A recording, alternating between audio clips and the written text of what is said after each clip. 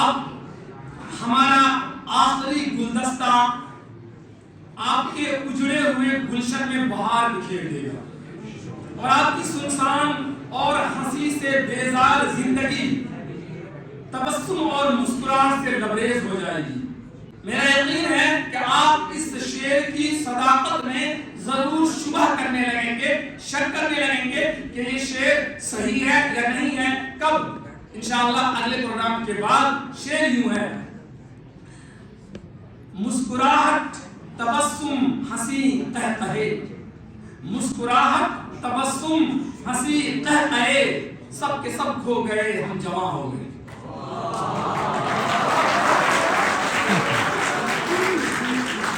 ایسی بات ہرگز نہیں ہے۔ انشاءاللہ جب اگلا پروگرام آپ دیکھیں گے محفل مشاعرہ سے جب آپ لطف اندوز ہوں گے تو انشاءاللہ میرا یقین ہے اور دعویٰ ہے کہ آپ اپنے تمام غموں کو بھول جائیں گے اور ایک بار خوشی سے جھوم جائیں گے۔ تو اس کے لیے محفل مشاعرہ کے لیے میں محترم شوکت صاحب کو دعوت دیتا ہوں اور اس محفل مشاعرے کے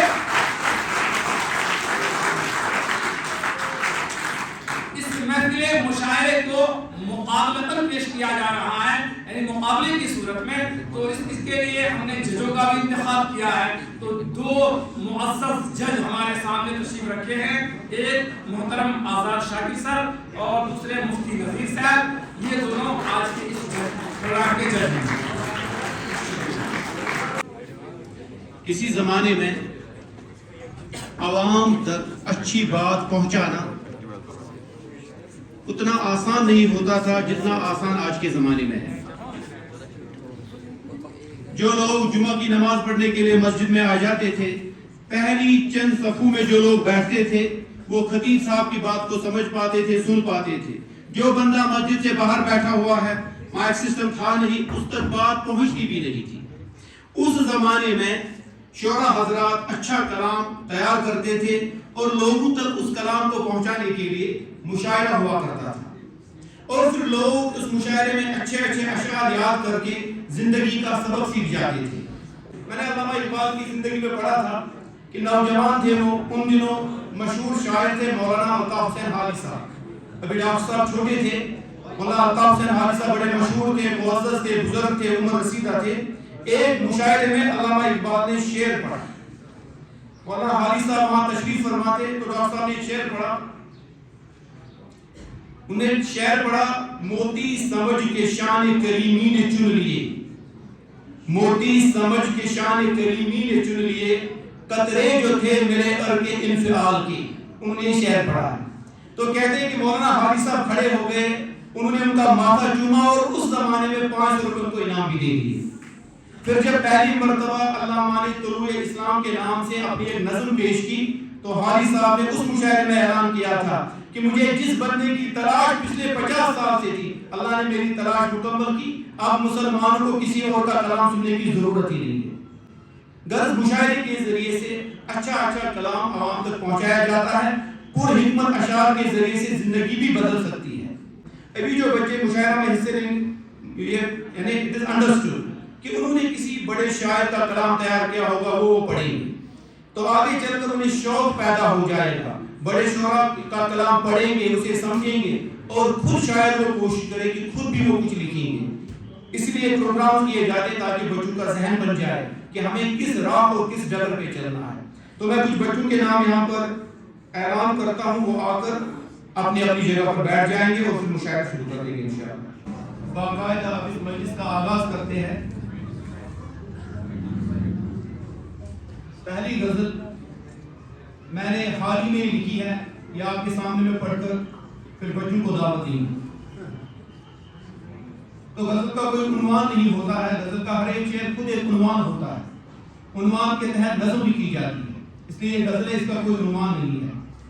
تو شعر عرض ہے: دل پھر اداس کیوں ہو، دل پھر اداس کیوں ہو، کیا زندگی میں تم ہو، احساس غم کا کیوں ہو، کیا زندگی میں تم ہو، خوشحال دن ہے میرے راتوں کو بھی سکون ہے، خوشحال دن ہے میرے راتوں کو بھی سکون ہے، شکوہ زبان پہ کیوں ہو، کیا زندگی میں تم ہو۔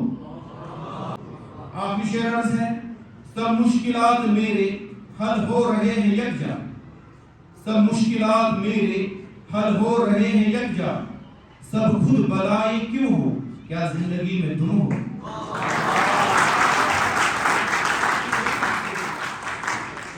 آپ کی سماعتوں کا شکریہ۔ سب سے پہلے میں دعوت دیتا ہوں فائز نکاتی، وہ آئے اور اپنا کلام پیش کریں۔ فائز نکاتی۔ میں فائز نکاتی آج آپ سب کے سامنے چند اشعار پیش کروں گا، تو ذرا غور فرمائے۔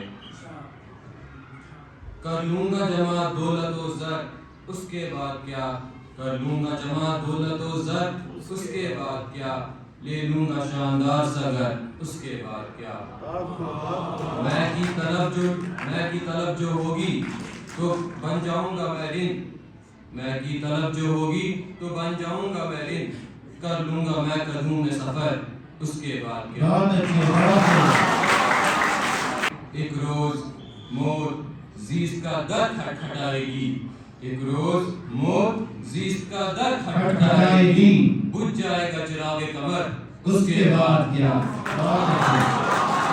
اٹھی تھی خاک، خاک سے مل جائے گی وہیں، اٹھی تھی خاک، خاک سے مل جائے گی وہیں، پھر اس کے بعد کس کو خبر کہ اس کے بعد کیا۔ اس کے بعد میں دعوت دیتا ہوں انس جو نویں جماعت کے طالب علم۔ السلام علیکم ورحمۃ اللہ وبرکاتہ۔ وعلیکم السلام ورحمۃ اللہ۔ میں آج آپ کے سامنے چند اشعار پیش کرنے جا رہا ہوں، امید ہے ہم کوشش کریں گے۔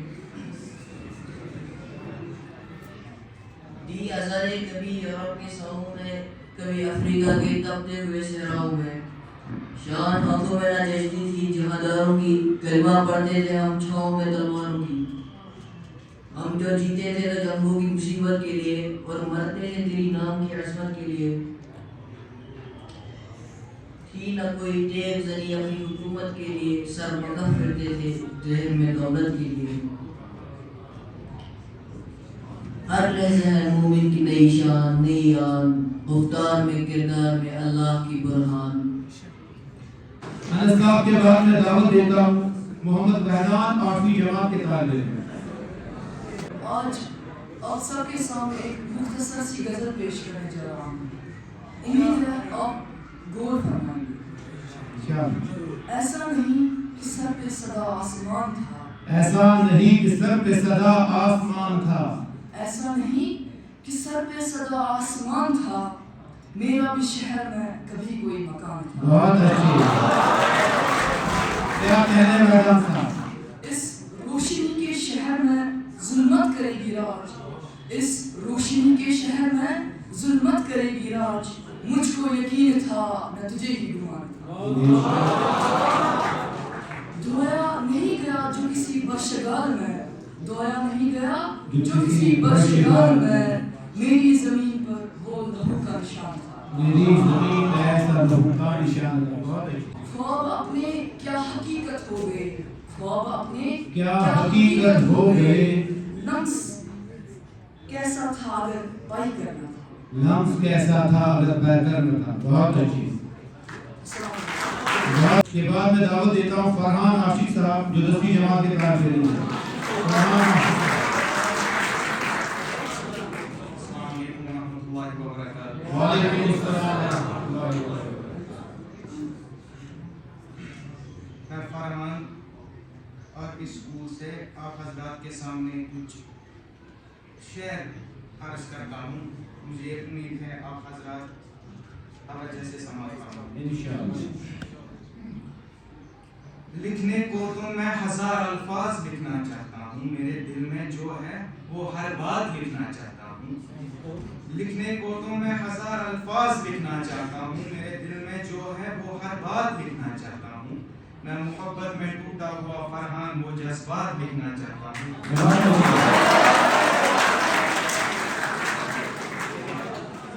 درد کتنا ہے دکھا نہیں سکتے، زخم کتنے ہیں بتا نہیں سکتے، درد کتنا ہے دکھا نہیں سکتے، زخم کتنے ہیں بتا نہیں سکتے، آنکھوں سے سمجھ سکو تو سمجھ لو، آنسو گرے ہیں کتنے گنا نہیں سکتے۔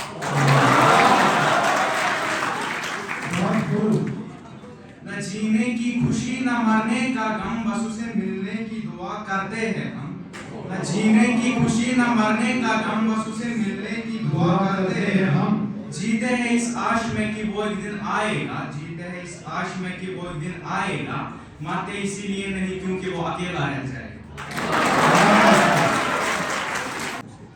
زندگی پر کتاب لکھوں گا اس میں سارے حساب لکھوں گا اس کے ادھورے سوالوں کے میں جواب لکھوں گا کچھ بدلتے اپنوں کے لہجے لکھوں گا کچھ اپنے ٹوٹے خواب لکھوں گا کچھ اپنی حالات لکھوں گا اس میں ہی ساری بات لکھوں گا دوستوں سے جو کہہ نہ سکا وہ سارے جذبات لکھوں گا اس نے دیے ہیں جو زخم انہیں صبح شام لکھوں گا دیے ہوئے زخموں کا میں آج حساب لکھوں گا زندگی پر کتاب لکھوں گا اس میں سارے حساب لکھوں گا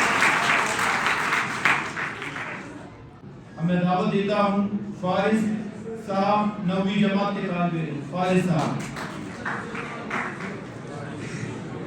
السلام علیکم ورحمۃ اللہ وبرکاتہ وعلیکم السلام ورحمۃ اللہ وبرکاتہ میں فارس آپ کے اسکول سے 9ویں جماعت کا طالب علم آپ کے سامنے کچھ علامہ اقبال کے جو ہے کچھ اشعار پیش کرنے جا رہا ہوں تو عرض ہے کہ غور فرمائیے زمانہ آیا ہے بے حجابی کا عام دیدار یار ہوگا سکوت تھا پردیدار جس کا براز اب آشکار ہوگا گزر گیا وہ دور ساقی کی چھپ کر پیتے تھے پینے والے گزر گیا وہ دور ساقی کی چھپ کر پیتے تھے پینے والے بنے گا سارا جہاں میں خانہ ہر کوئی یہاں بادخار ہوگا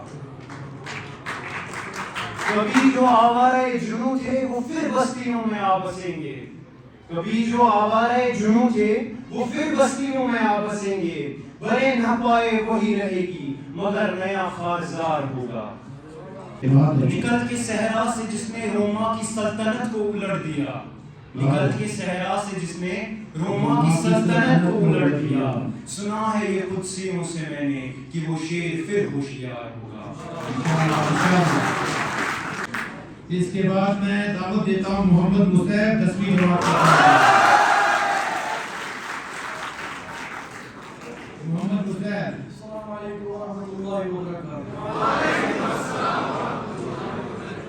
میں مصعب 10ویں جماعت سے آپ کے سامنے کچھ چند اشعار پیش کرنا چاہتا ہوں امید ہے کہ آپ توجہ فرمائیں بسم اللہ فرمائیں کبھی اکیلے میں مل کر جھنجھوڑ دوں گا اسے کبھی اکیلے میں مل کر جھنجھوڑ دوں گا اسے جہاں جہاں سے وہ ٹوٹا ہے جوڑ دوں گا اسے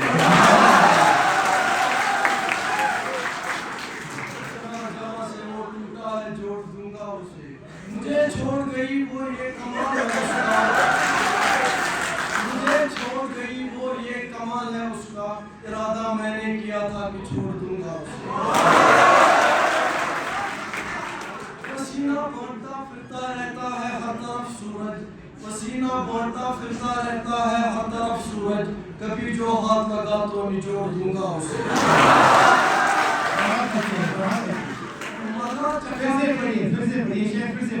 پسینہ بہتا پھرتا رہتا ہے ہر طرف سورج پسینہ بہتا پھرتا رہتا ہے ہر طرف سورج کبھی جو ہاتھ لگا تو نچوڑ دوں گا اسے برباد تعلیم برباد لڑکیوں کے پیچھے پھر کہتے ہیں مولوی صاحب دعا کرو بے روزگار اس کے بعد میں دعوت دیتا ہوں فیض الہدا 8ویں جماعت کے طالب علم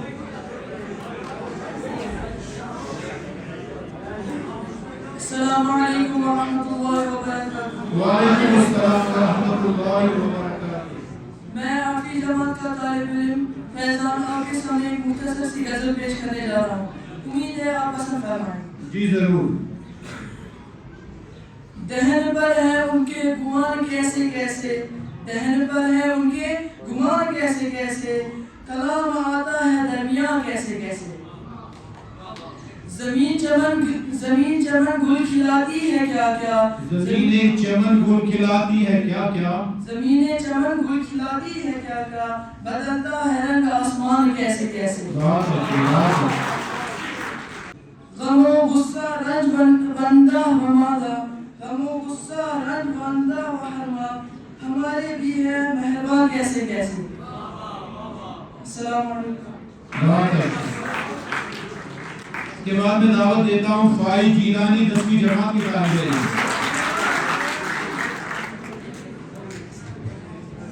अस्सलाम वालेकुम रहमतुल्लाहि व बरकातहू। वालेकुम अस्सलाम रहमतुल्लाह। मैं फाइज जीलानी 10वीं जमात का तालिब इल्म आपके सामने कुछ अशार पेश करने जा रहा हूँ। बहुत अच्छी। उम्मीद है कि आप गौर से सुनेंगे। नादान या औरत क्या जाने, सब बात लगाए बैठे हैं, बातों में कैसे आएगी, सब बात बनाए बैठे हैं। और कब कदम तेरे रास्ते से बढ़के, सब नजर जमाए बैठे हैं। ये माल समझते हैं तुझको, बाजार सजाए बैठे हैं। और मुंह से तो तुझे मजलूम कहे, सोचों में नचाए बैठे हैं। और मुंह से तो तुझे मजलूम कहे, सोचों में नचाए बैठे हैं। ये बद है, बद किरदार भी, सूरत को छुपाए बैठे हैं। ये बद है, बद किरदार भी, सूरत को छुपाए बैठे हैं। और तू इन पे भरोसा न करना, और तू इन पे भरोसा न करना, ये जाल बिछाए बैठे हैं। खुदा की ये शेर फिर से पढ़िए, फिर से मुकर्रर, फिर से पढ़िए ये शेर। और तू इन पे भरोसा न करना, और तू इन पे भरोसा न करना, ये जाल बिछाए बैठे हैं। खुद अपनी हिफाजत करनी है, ये शाम मिटाए बैठे हैं। ये आखिरी शेर है, जरा इस पे गौर फरमाएगा, आपकी तवज्जो चाहता हूं मैं। टल ना सकते थे अगर जंग में अड़ जाते थे, टल ना सकते थे अगर जंग में अड़ जाते थे।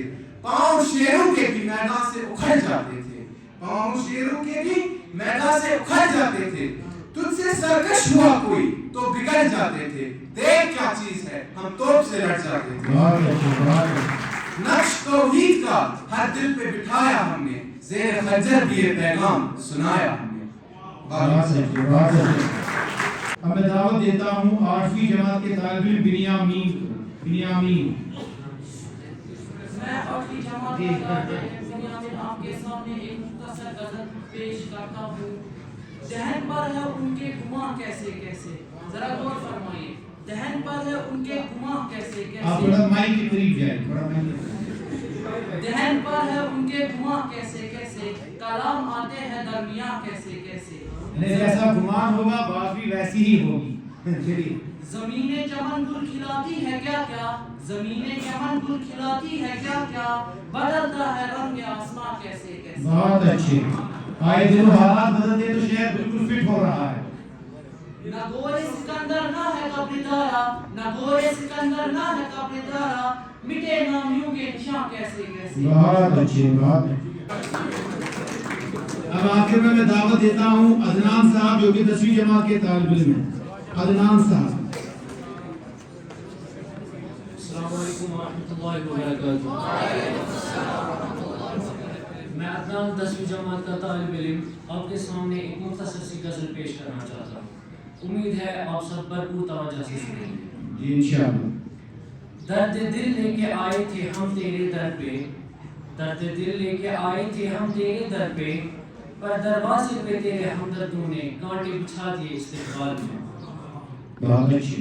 हम रोते रहे दर पे तेरे दीदार के लिए, हम रोते रहे दर पे तेरे दीदार के लिए, पर आया ना नजर तू हमको एक पल के लिए।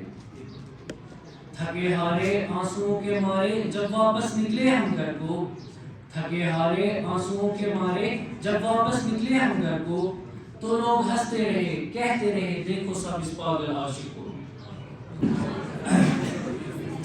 जब तक जज साहिबान नंबरात शुमार कर रहे हैं, देख रहे हैं हिसाब किताब, जब तक ये बात मैं कह दूं, अभी आपने महफिल मुशावरा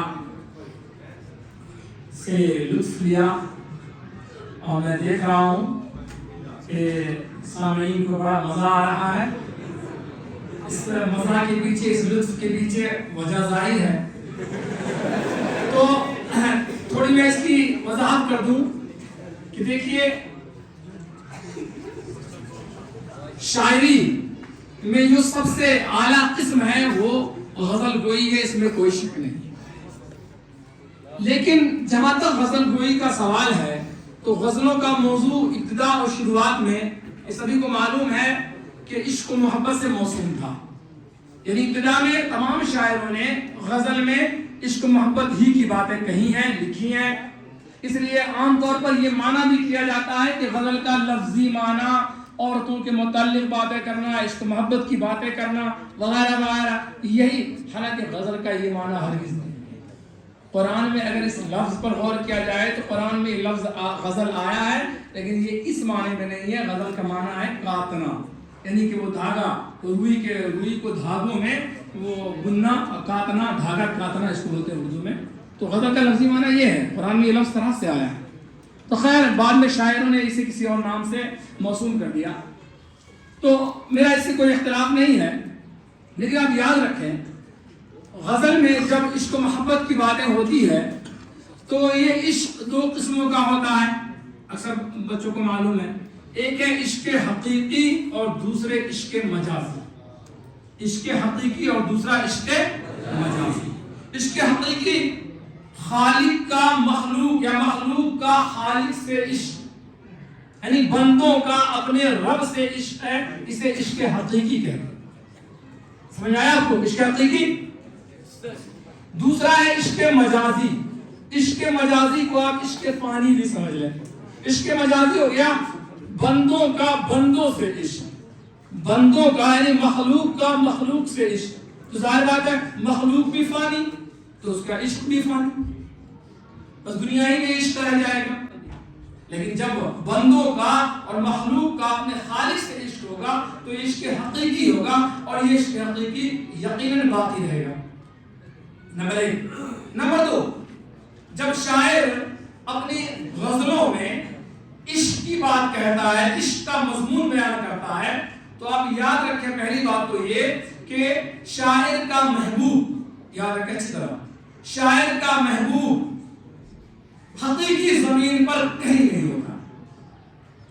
یعنی شاعر کا محبوب حقیقت میں کوئی ہوتا ہی نہیں ہے. شاعر لا کر اپنے محبوب کے ہر ایک ادا کی تعریف کرے، اس کے حسن کی تعریف کرے، اس کے زلفوں کی تعریف کرے، رخسار کی تعریف کرے، جس کی بھی تعریف کرے. شاعر کا تقریباً ہر شاعر کا محبوب خیالی ہوتا ہے، تصور ہو گیا ہوتا ہے. اس لیے ایک شاعر نے کہا ہے نا کہ